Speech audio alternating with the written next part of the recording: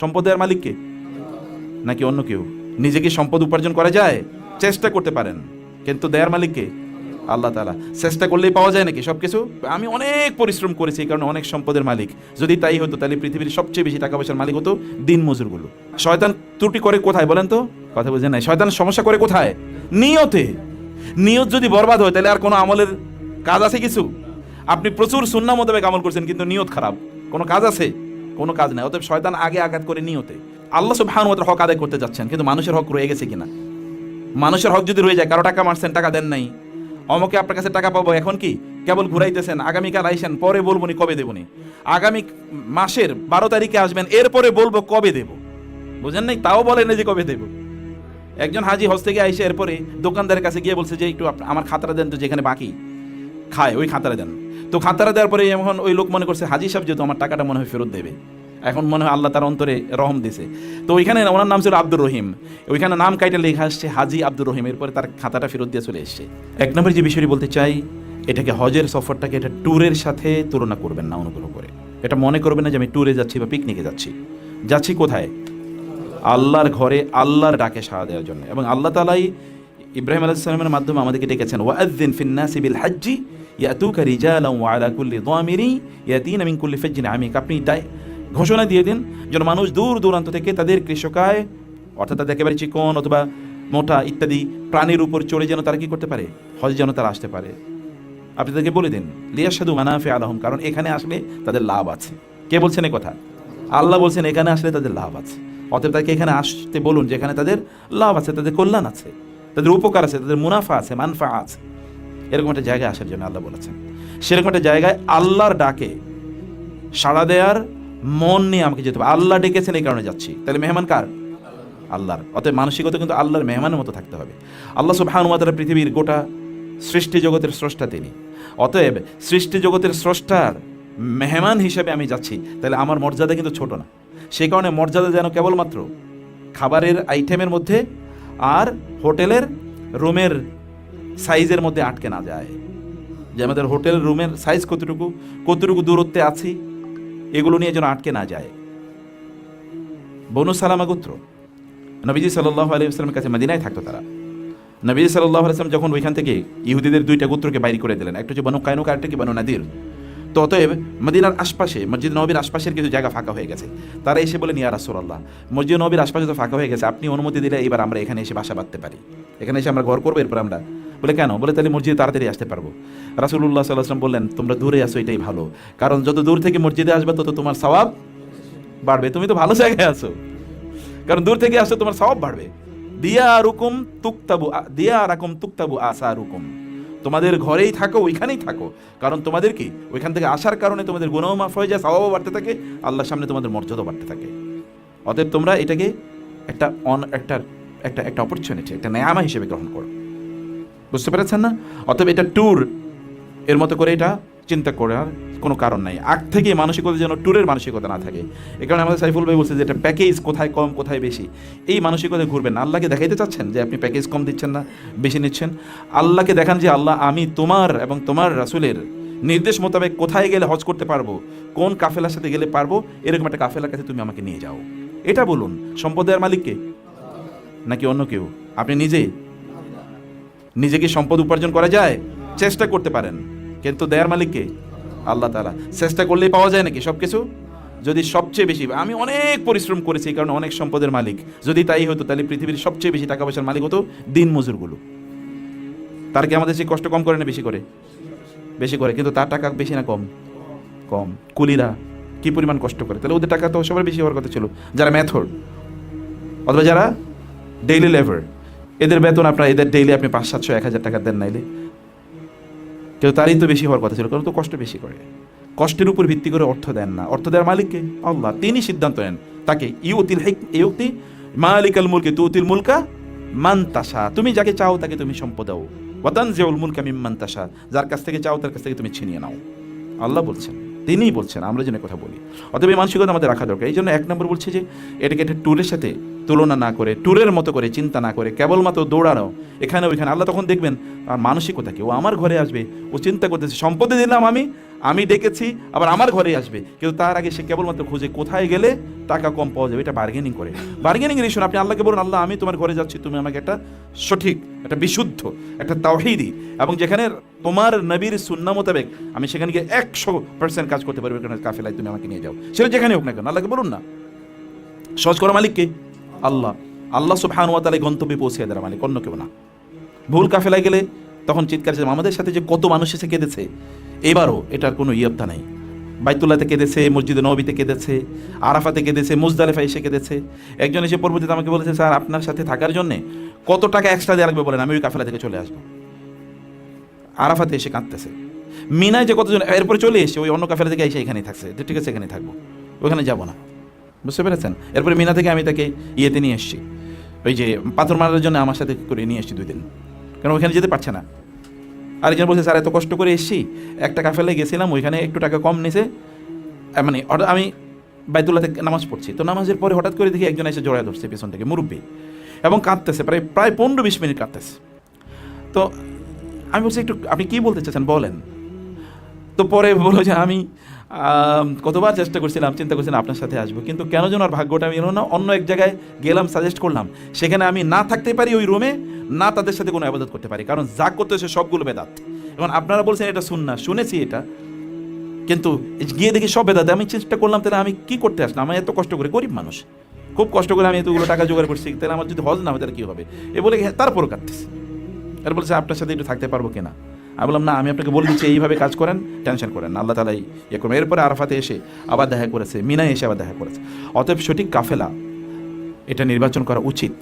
আল্লাহ রাসূল সাল্লাল্লাহু আলাইহি ওয়াসাল্লাম আমাদেরকে, এটা কিন্তু শরিয়ার একটা প্রধানতম একটা মূলনীতি, তা হলো যে আপনি কাফেলায় যাওয়ার আগে কার সাথে যাচ্ছেন তা নির্বাচন করুন। বুঝতে পেরেছেন? কাফেলায় যাওয়ার আগে কি করবেন? কার সাথে যাচ্ছেন? কাদ্দিমির রফিক কাবলার রাহিল। আপনি যাওয়ার আগে কার সাথে আপনি যাচ্ছেন, কাকে নিয়ে যাচ্ছেন, তাকে আপনি নির্বাচন করবেন। এই নির্বাচন ইজ ভেরি ইম্পর্ট্যান্ট, এটা আল্লাহ তাআলাকে বলা। অতএব এই সফরটা যেন আমাদের তাওবার সফর হয়, পরিবর্তনের সফর হয়, এটা তাকওয়ার যেন সফর হয়। আমরা যখন ওখান থেকে ফিরে আসি তখন যেন ভিন্ন মানুষ হয়ে ফিরে আসি। যেন আসার পরে দেখেন না, এবারও আমি দেখেছি ওই যে এয়ারপোর্টে এসে অনেকেই বলেছে আমাদেরকে যা কমিটমেন্ট দিয়েছে কোনো কমিটমেন্টেই ঠিক রাখেন। এগুলো মানে টেলিভিশনের ওই যে দেখে, সোশ্যাল মিডিয়া সাক্ষাৎকারে দেখেছি, সোশ্যাল মিডিয়াতে দেখেছি, টেলিভিশন তো দেখি না, এটাতে দেখেছি, সাক্ষাৎকারে দেখেছি। তো এই আফসোস যেন পরে না করতে হয়, কারণ আগেই আল্লাহকে বলুন, আল্লাহ তুমি আমাকে একটা সঠিক কাফেলার কাছে নিয়ে যাও। এটা 1 নম্বর কথা বলছি প্রিয় ভাইরা। 2 নম্বর বিষয় হচ্ছে যে আপনাকে আবার হজের প্রস্তুতি নিচ্ছেন না, মনে রাখবেন আমরা আসলে কিসের প্রস্তুতি নিচ্ছি? জীবন পরিবর্তনের প্রস্তুতি নিচ্ছি। অতএব হজ করার আগে নিজকে পরিবর্তন করার জন্য সিদ্ধান্ত নিতে হবে। আচ্ছা, জাহিলি যুগে কি এখানে লোকের হজ করে নাই? হজ কি নবীজি এসে আবিষ্কার করছেন নতুন করে? হজের সিস্টেম চালু করেছেন কি? সেই যে আদম আলাইহিস সালাম, কিন্তু এটাকে ফরম্যাট দিয়েছেন কি? ইব্রাহিম আলাইহিস সালাতু ওয়াস সালাম। এরপর থেকে হজ বন্ধ ছিল নাকি? নো, বন্ধ ছিল না, কিন্তু বেদাতি সিস্টেমে হচ্ছে। শিরক এবং বেদাত মিলে, শিরক কুফর এবং বেদাত মিলে এটার সিস্টেম ওরা নতুন করে জাহিলি যুগের লোকেরা তৈরি করেছে। নবীজি সাল্লাল্লাহু আলাইহি ওয়াসাল্লাম এটাকে আবার এসে ইব্রাহিম আলাইহিস সালাতু ওয়াস সালামের সুন্নাহর উপর ফিরিয়ে নিয়ে গিয়েছেন। অতএব লোকেরা তখন হজ করেছে, আবু জাহেল হজ করেছে, আমাদের হজ যেন আবু জাহেলের হজ না হয়ে যায়। আবুল আহাব হজ করেছে, আমাদের হজ যেন আবুল আহাবের হজ না হয়ে যায়। উতবা, সাইবা, রবিয়া এরা সবাই হজ করেছে, ওয়ালিদ, এরা উমাইয়া ইবনে খালফ, এরা সবাই হজ করেছে। অতএব তাদের মতো হজ যেন না হয়ে যায়। তাহলে বুঝতে হবে যে হজ এটা পরিবর্তনের হজ, আমার নিজকেই আল্লাহর পথে ফিরে নিয়ে আসার, তাওহীদের পথে ফিরে নিয়ে আসার এই হজ, এটা আমাদেরকে অবশ্যই চিন্তা করা লাগবে। অতএব যেখানে গেলে আমি তাওহীদ বুঝবো, যেখানে গেলে তাওহীদের প্রত্যেকটা রন্ধ্রে রন্ধ্রে আমার তাওহীদের চেতনা তৈরি হবে, অনুভূতি তৈরি হবে, তাওহীদের কাজ আমি করতে পারবো, সেরকম একটা জায়গায় আমাদের যাওয়া দরকার। 2 নম্বর যে বিষয়টি, তাহলে যে আমাদের প্রথম প্রস্তুতিটা হচ্ছে আমাদের নিয়তের প্রস্তুতি। এর প্রস্তুতি বলেন তো? নিয়তের প্রস্তুতি। আমরা কেন হজ করতে যাচ্ছি? আমাকে বলবে হাজি সাহেব, অথবা ছেলেটাকে বিয়ে করাতে পারবো, মেয়েটাকে বিয়ে দিতে পারবো, অথবা ব্যবসা বাণিজ্যে একটু উন্নতি হবে, অথবা এতদিন যায় না মানুষ কি বলবে, এত টাকা পয়সার মালিক মানুষ কি বলবে। এখানে মেনি রিজনস আর ওয়ার্কিং। শয়তান কি মরে গেছে নাকি? শয়তান মারা গেছে? শয়তান ত্রুটি করে কোথায় বলেন তো? কথা বুঝেন নাই? শয়তান সমস্যা করে কোথায়?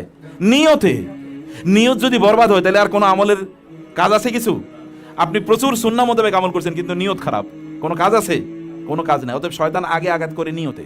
এমনকি শয়তান আমাকে এসে অনেক ছাত্র এরকম বলে যে স্যার ঘটনা তো হচ্ছে এরকম, আমি যে নামাজ পড়ি আমার তো এখন টেনশন হয়েছে। বলে কেন? বলে আমার মনে হয় আমি কি তাহলে মানুষকে দেখানোর জন্য নামাজ পড়তেছি? বুঝেননি কথা? যখন টেনশন তৈরি হচ্ছে, আমি যে জামাতে নামাজ আদায় করছি আমি কি তাহলে মানুষকে দেখানোর জন্য করছি? আমি বললাম শয়তান তো তোমার যে ওয়ানি ধরছে, এই শয়তান ধরছে তোমার মধ্যে, তোমার অন্তরে এমন একটা অনুভূতি তৈরি করছে তুমি রিয়ার জন্য করছো। এখন এরপরে তুমি আস্তে আস্তে নামাজ ছেড়ে দেবে, কারণ রিয়া করলেই তো কি জাহান্নামে যেতে হবে, তুমি নামাজ ছেড়ে দেবা। শয়তান ওই জায়গায় ঢুকছে। ও কিন্তু সবসময় যে খারাপ শুরুতে আসে এরকম না, ভালো শুরুতে আসে। তুমি কিন্তু রিয়ার জন্য কাজ করছো, আয় হায় সর্বনাশ, তুমি কিন্তু শিরক করে ফেলতেছো।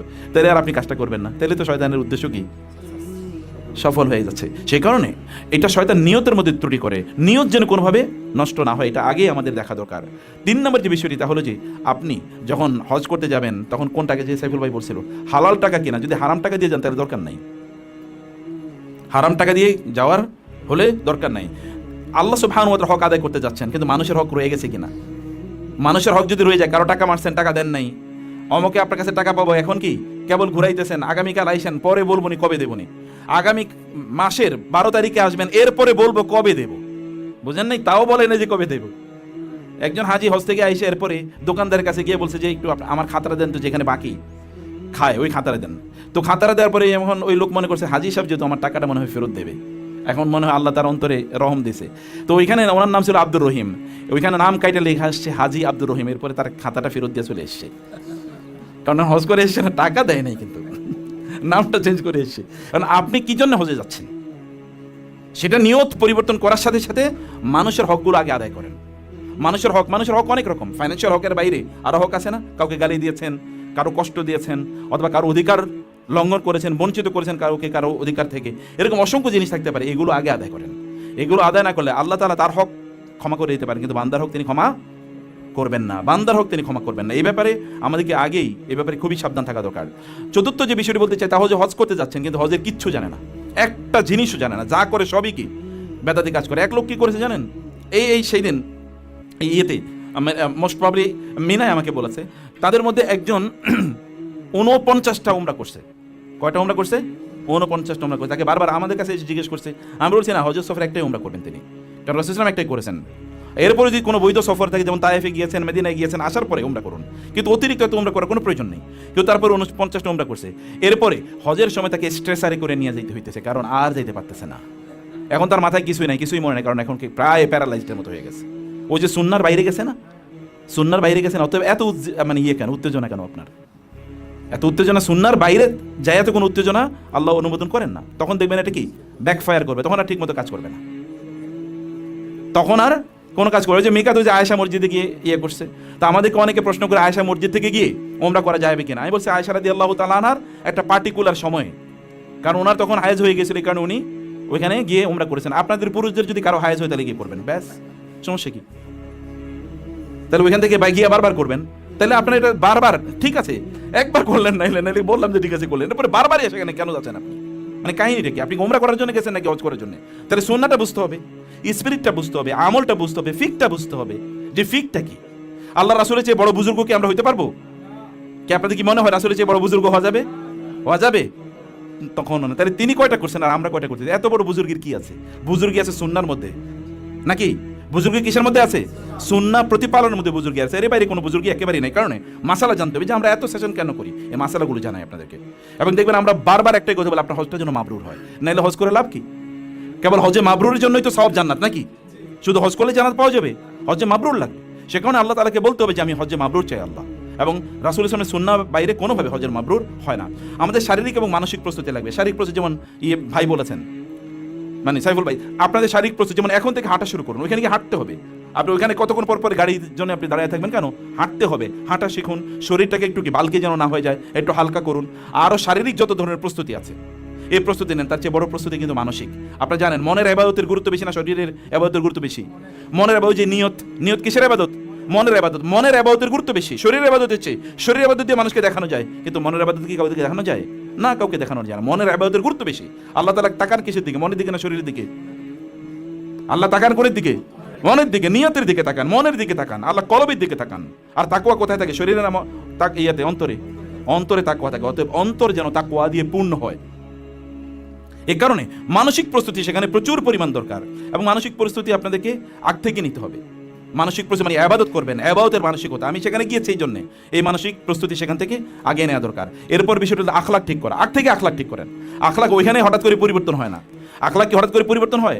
ওমর রাদিয়াল্লাহু তাআলা বলেছেন না এক লোকের ব্যাপারে, যে ওই লোক ভালো হয়ে গেছে তুমি আমারে বলতেছো? এইটা যদি তুমি বলতে যে পাহাড় ওই জায়গা থেকে সরে গেছে তাইলে বিশ্বাস করতে পারতাম, কিন্তু লোকের আখলাক পরিবর্তন হয়েছে হঠাৎ করে, এটা বিশ্বাস করা যায় না। কারণ আখলাক মানুষের হঠাৎ করে পরিবর্তন হয় না, এখন থেকে পরিবর্তন করুন। ওইখানে গিয়ে আখলাকের পরিবর্তন কি? অমুকের সাথে চিৎকার চেঁচামেচি করবেন এবং আপনি বিভিন্ন জায়গায় খুঁজতে থাকবেন। আপনি তখন সাইজ এরকম আঙ্গুল দিয়ে সাইজ মাপবেন, মাংস টুকরা কতটুকু দিয়েছে, মাছের টুকরা কতটুকু দিয়েছে, বারবার ঘড়ির দিকে তাকাবেন, কি রে খাবার না আসার কথা ছিল 2টায়, এখন দিকে 2টা 1 বাজে, ঘটনা কি? বুঝতে পারেন না? এগুলো নিয়ে তখন এগুলো তার মনে কেবল কাজ করবে। কারণ শয়তান ওইখানে সুপার অ্যাক্টিভ না, নাকি অ্যাক্টিভ? Super active. কারণ আপনাকে ওইখানে শেষ করে দিতে চায়। আপনি টাকাকে খরচ করে আপনি জান্নাত কিনতে যাবেন, শয়তানের কি এত সহ্য হবে নাকি? ও কোনোদিন সহ্য করবে না। অতএব ও সুপার অ্যাক্টিভ ওইখানে। ও আপনাকে বিভিন্নভাবে ডিস্টার্ব করবেই। পাগলা কুকুরের মতো আপনাকে কামড়াতে থাকবে, অথবা পাগলা গরু ওই যে ইয়ার মতো কি বলে ষাঁড়ের মতো আপনাকে গুতাতে থাকবে। এগুলো থেকে নিজকে মুক্ত করতে হলে অবশ্যই আখলাক ঠিক করতে হবে। যেমন ধরুন আপনার ওইখানে কি আছে, লাইন আছে, লাইন ধরে ঠিক মতো অনেক লোক দেবেন, এত বুজুর্গ, যেমন এই যে আপনারা এখানে দেখবেন, আপনি কি করছেন, লিফটের সামনে এসছেন, এবং লিফটের সামনে আপনার আগে যে লোকটা গিয়ে দাঁড়িয়েছে, ও উঠার হকদার নাকি আপনি উঠার হকদার? তাহলে আমরা যে গিয়ে এরপর হঠাৎ করে কি করলো, অন্যরাও লোক দাঁড়িয়ে আছে, আমি হঠাৎ করে উঠে গেলাম, এটাকে আমি তার হক লঙ্ঘন করলাম না? এর কারণে হতে পারে আমার হজই কবুল হবে না, যে তুমি অমুকের হক লঙ্ঘন করেছো, তার অধিকার তুমি লঙ্ঘন করেছো, তার হক তুমি তাকে দাও নাই। অনেকে টয়লেটে আছেন তিনি, কারণ ওখানে টয়লেটে বিভিন্ন জায়গায় লাইন দিতেই হবে, এটা কোনো উপায় নাই, কারণ নতুন করে 30-40 লক্ষ লোক ওখানে গেছে, এত লোক তো আগে ছিল না, এত টয়লেট ওখানে বানিয়ে কি করবে? তাহলে তো সব টয়লেটই হয়ে যাবে, তাই না? তাহলে তো আর থাকার জায়গা থাকবে না, জায়গা তো নির্ধারিত এরিয়া, আপনি তো আর বানাইতে পারবেন না। আরাফাকে কি একটু বাড়াতে পারবেন? মিনা মুজদালিফা কি বাড়াতে পারবেন? তা তো পারবেন না, জায়গা তো নির্ধারিত, হারাম তো নির্ধারিত এরিয়া। অতএব এখানে যেহেতু অনেক লোকের আপনাকে সংকুলন করতে হবে, এখানে সব টয়লেট বানানো যায় না, আপনাকে হয়তো দাঁড়াতেই থাকতে হবে। দেখুন আপনি কি করেছেন, লোকেরা দাঁড়িয়ে আছে, আপনি হঠাৎ করে দরজা খুললো, আপনি ধাক্কা দিয়ে ঢুকে গেলেন, এরপর আপনি ঢুইকা তো এখানে গোসল করা শুরু করে দিয়েছেন। মনের মাধুরী মিশে, কারণ অনেকে সাবান শ্যাম্পু নিয়ে যায়, এমন মনে বাপের জীবনে কোনোদিন গোসল করে নাই, একেবারে মজা করে গোসল করতেছে টয়লেটের ভিতরে, আর ওইখানে লোকেরা দাঁড়িয়ে আছে। তাহলে এগুলো কোনোটাই এগুলো আখলাকের মধ্যে পড়ে না। এই জায়গাগুলো আপনাকে দেখতে হবে। রুম শেয়ার করা, আপনি রুমে আছেন, এমন হ্যালো, আপনার স্ত্রীর সাথে কথা বলতেছেন, উনি অর্ধ উলঙ্গ আর আপনিও তো কথা বলতেছেন, অন্য পুরুষরা সব দেখতেছে, অথবা তাদের আপনার এই আওয়াজের কারণে একটা লোক ঘুমাইতে পারতেছে না, এটা কেমন কথা হলো? এটা তো তার হক নষ্ট করা হলো, এগুলো আখলাকি কাজ না। অথবা এখানে বিভিন্ন ধরনের গীবত, রাজনীতি নিয়ে আলাপ আলোচনা করা শুরু করে দিলেন, সমাজ নিয়ে আলোচনা করে শুরু করেন, অমকের তমকের বিভিন্ন কথাবার্তা বলা শুরু করে দিলেন। এই লোকের হস্ত হয় নাই, এর যা আমল এমনিও বাংলাদেশে করছিল ওইটাও কি, ওই আমলও কি তার বরবাদ হয়ে যাচ্ছে। অথবা এই জিনিসগুলো এই জানে আমাদেরকে এটা মাথায় রাখতে হবে। এরপরে ধরেন মানে আমরা যেটা বলেছিলাম যে আখলাকের সাথে যেমন তার সবর আছে, তার শকর আছে, এবং অন্যকে প্রাধান্য দেওয়ার মানসিকতা আছে, নরম ভাষায় কথা বলা, এই জিনিসগুলো আছে, কম অভিযোগ দেওয়া, এই জিনিসগুলো আছে। এগুলোকে আপনাকে আগ থেকে এগুলো প্ল্যান করে নিয়ে, এটা হঠাৎ করে হয় না কোনোদিন। এখন থেকে ধৈর্য বাড়ান, এখন থেকে বাসায় ভাবির বিরুদ্ধে অভিযোগ কমিয়ে দেন, অথবা ভাইয়ের বিরুদ্ধে অভিযোগ কমিয়ে দেন, অথবা কলিগের বিরুদ্ধে অভিযোগ কমিয়ে দেন, অথবা অন্যান্য জায়গায় অভিযোগ কমিয়ে দেন। এগুলো আস্তে আস্তে করুন, চয়েস এখনই কমিয়ে দেন, যে আমি এটা চাই না, ওইটা পাই না আমি, এরকম যদি করা যায় এখন থেকে, তাইলেই এটা আপনি ইয়ে করতে পারবেন। এরপর বিষয় হলো যেমন সময় ব্যবস্থাপনা, ওইখানে গিয়ে দেখবেন সময় সব এলোমেলো হয়ে যাচ্ছে। সময়টাকে সুন্দর করে ব্যবস্থা করা, এটা এখন থেকে করতে হবে। যেমন ফজরের পরে ঘুমকে হারাম করে দেন, এরপর দেখবেন ওইখানে আর ফজরের পরে আপনি ইবাদত করতে পারছেন না। অথচ কেউ যদি ফজরের পরে যেখানে তিনি নামাজ আদায় করেছেন ওইখানে যদি বসে থাকে, এরপরে সূর্য ওঠার পরে যদি 2 রাকাত নামাজ পড়ে, তাহলে প্রতিদিন একটা করে হজ এবং একটা করে উমরা কবুলের সওয়াব পেয়ে যাবেন। প্রতিদিন একটা হজ এবং একটা উমরার সওয়াব তিনি পেয়ে যাবেন। এত বিশাল অপরচুনিটি। আর যদি এটা বাইতুল্লাহ হয়, তাহলে প্রত্যেক দিন কি 1 লক্ষ সওয়াব তিনি পাবেন না? পেতে পারেন কিনা? তাহলে এই অপরচুনিটিগুলো মিস হয় কেবল ঘুমের কারণে। অধিকাংশ লোকই সালাম ফেলে যেত ফজরের পরে, এরপরে দৌড়ায়, কারণ ঘুমাবে, ফরজ ঘুমটা ঘুমানোর জন্য দৌড়াইতেছে, কারণ রাতে তো ঘুমায় নাই, রাতে টেলিভিশন দেখছে, মোবাইল দেখেছে, এই কাজগুলো করেছে। এটা আপনাদেরকে সময় ব্যবস্থাপনা, আপনি কি করবেন এবং কি করবেন না, এটা আগ থেকে ট্রেন আপ করা। এখন থেকে হঠাৎ করে আবার বলছি ফেরেশতা হওয়া একেবারেই জানা। আরাফাতের দিন আপনি কি কি দোয়া করবেন, অনেক লোক কিছুই দোয়া জানে। যদিও আমরা একটা বই আপনাদেরকে দেবো ইনশাআল্লাহ, আমরা একটা বই তৈরি করছি দোয়াগুলোর জন্য। এই দোয়াগুলো আপনারা এখন থেকে মুখস্থ করা শুরু করে দিন। বুঝতে পারছেন কি বলছি? কারণ হজের তো এখনো সময় আছে। আপনি যদি সিদ্ধান্ত নেন যে আমি প্রতি সপ্তাহে একটা করে দোয়া মুখস্থ করব, তাহলে হজে যাওয়ার আগে আপনি দেখবেন যে কমপক্ষে 20-30টা দোয়া মুখস্থ করে ফেলতে পারতেছেন। এক সপ্তাহে কি একটা দোয়া মুখস্থ করা সম্ভব না? সম্ভব কিনা? এখন থেকে আজকে থেকে সিদ্ধান্ত যে আমি দোয়া মুখস্থ করব। আচ্ছা, আল্লাহর ভাষায় দোয়া করলে আল্লাহ কি খুশি হবেন না রাগ করবেন? রাসূলের ভাষায় দোয়া করলে আল্লাহ খুশি হবেন না রাগ করবেন? এই দোয়াটা কি বেশি কবুল হবে নাকি কম কবুল হবে? বেশি কবুল। তাহলে সেই দোয়াগুলো মুখস্থ করা দরকার। আপনি বলবেন আমি তো জানি না। দুনিয়ার সব পণ্ডিত আপনারা, আর শুধুমাত্র এটা জানেন না, এটা কেমন হইলো? আমরা দুনিয়ার সব, বিশেষ করে বাঙালিরা তো সব পণ্ডিত। এরা যদি পৃথিবীর প্রেসিডেন্ট বানায় দেওয়া, তাহলে পৃথিবী চালাইতে পারবো, এরকম পণ্ডিত। কিন্তু কেবল দোয়া জানে না, অথবা মাসালা মাসাইল জানে না। এটা না, এটা বলা যাবে না। আমাদের কিছু বই আছে, আমরা আপনাদেরকে সব মাসখানিকের মধ্যে একটা বই দিয়ে দেবো এবং দোয়াগুলো আপনার মুখস্থ করা শুরু করে দেবেন। এছাড়াও তো হিসনুল মুসলিম আপনাদের কাছে আছে, ইমাম নবীর আজকার আছে, সেগুলো আপনার দোয়া করবেন। অথবা আরাফাতে কী কাজ সেগুলো আপনাদের জানা দরকার। এবং ফিরে আসার পর মৌলিক কাজ হচ্ছে যে আমরা ফিরে আসার পর ভালো মানুষ আকারে আমরা ফিরে আসতে পারছি কিনা, এটি আমাদেরকে অবশ্যই অবশ্যই বুঝতে হবে। এবং এই কারণে ফিরে এসে যেন আমরা কেমন মানুষ হতে চাই, আমি কেমন মানুষ আকারে ফিরে আসতে চাই, এটা চেকলিস্ট করেন। এবং এগুলো যেন আমাদের নিজেদের মধ্যে যেন আমরা হজের সফরে, কারণ একটা লম্বা সফর হবে, সফরকে ছোট করার কোনো ফজিলত নেই। সফরের ছোট করার কোনো ফজিলত আছে নাকি? ফজিলত নেই। আপনি তো ওইখানে কক্সবাজারে ঘুরতে যাইতেছেন না, আপনি যাচ্ছেন আল্লাহর ঘরে। অতএব ওইখানে ছোট করে একান্ত প্রয়োজন না হলে ছোট করার কোনো প্রয়োজন নেই, এটাকে লম্বা করুন যতটুকু সম্ভব, যেন ওইখানে নিজকে পরিবর্তন করে আসতে পারে। আমি মনে করি একজন লোক 30 দিন থাকা উচিত। আমি মনে করি একজন লোক 30 দিন থাকা উচিত। কেন 30 দিন থাকা উচিত? কারণ 30 দিনে কি হয়, তার পরিবর্তন, একটা সাইকেল, একটা মাস, এটা আল্লাহ তো তৈরি করছেন নাকি? মাসকে বানাইছে মানুষ নাকি? আল্লাহ তাআলা যেদিন সৃষ্টি করেছেন আসমান এবং জমিন, সেই দিন থেকে তিনি মানুষ বানিয়েছেন। এবং এই কারণে সূর্য চাঁদ ওই 30 দিনে একবার কি 29 বা 30 দিনে একবার আবর্তিত হয়, তাই না? এই কারণে একটা মাস থাকা উচিত, তাইলে নিজে পরিবর্তন হয়ে আসতে পারবেন ইনশাআল্লাহ। তো এতটুকুই আমরা আপনাদেরকে প্রস্তুতির জন্য, মানসিক প্রস্তুতির জন্য বলছি। এবং লাস্ট যে কথাটি আবারও বলছি, তাহলে যে ভালো কাফেলার সাথে যাবেন ইনশাআল্লাহ।